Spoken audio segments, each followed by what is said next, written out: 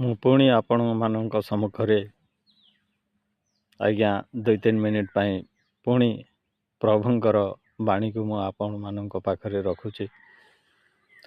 ନାନା ପ୍ରକାରେ ତପ କରେ ସେ ପ୍ରାଣୀ ସଂସାରୁ ନତରେ। ତ ଦେଖନ୍ତୁ ଆଜ୍ଞା କେଡ଼େ ସୁନ୍ଦର କଥା ଭାଗବତରେ ରଚିତ ହେଇଛି ଯେ ନାନା ପ୍ରକାରେ ତପ କରେ ସେ ପ୍ରାଣୀ ସଂସାରୁ ମାନେ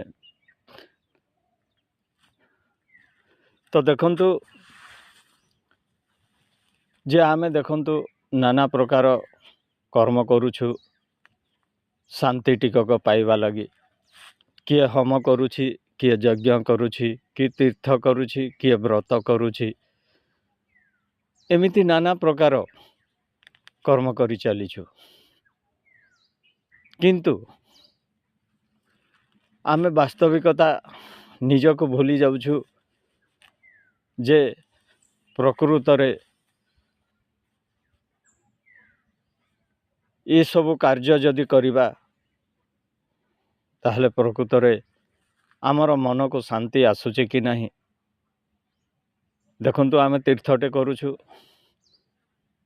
ତାହେଲେ କ'ଣ ହେଉଛି ନା ଆମେ ନାନା ପ୍ରକାର ଚିନ୍ତନ କରୁଛୁ। ବ୍ରତ କରୁଛୁ ତାହେଲେ ଉପାସନା ରହୁଛୁ।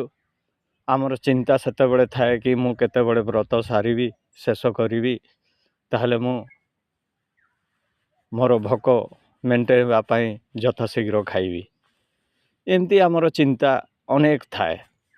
କିନ୍ତୁ ଭଗବାନ କହୁଛନ୍ତି ଯେ ହେ ଭକ୍ତ, ହେ ମୋର ଶିଷ୍ୟ, ହେ ମୋର ସନ୍ତାନ, ମୁଁ ତୋହରି ଭିତରେ ରହିଛି।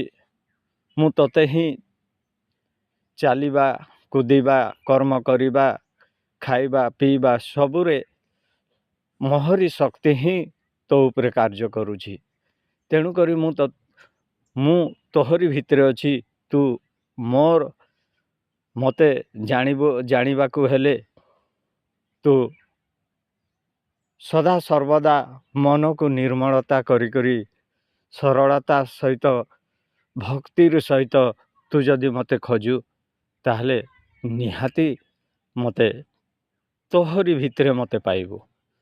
ତ ବାସ୍ତବିକ ଭାଇ, ଯଦି ଆମ ଭିତରେ ଯଦି ପ୍ରେମ ନାହିଁ, ଭକ୍ତି ନାହିଁ ତାଙ୍କ ପ୍ରତି, ତାହେଲେ ଆମେ ତାକୁ ପାଇବା ସମ୍ଭବ ନୁହେଁ। ଏଣୁକରି ସମସ୍ତଙ୍କ ପ୍ରତି ପ୍ରେମ ଭାବ ରଖିବା, ସମସ୍ତଙ୍କ ପ୍ରତି ସ୍ନେହ ରଖିବା।